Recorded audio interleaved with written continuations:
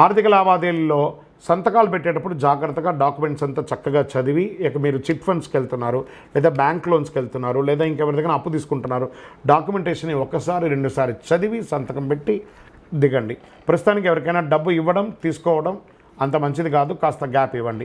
వాటాదారులు మా యొక్క పార్ట్నర్షిప్ ఉన్న వాళ్ళతో కూడా కాస్త సఖ్యతగా ఉండి బాగానే ఉంటుంది. వ్యాపారాన్ని విస్తరించడానికి కొంత పెట్టుబడి అవసరం ఉంటుంది. దాన్ని ఈ నెల అప్పు తీసుకోకండి, కాస్త ఉగాది తర్వాత దీనికోసం ప్లాన్ చేయండి. ఆదాయానికి ఏం లోటు ఉండదు.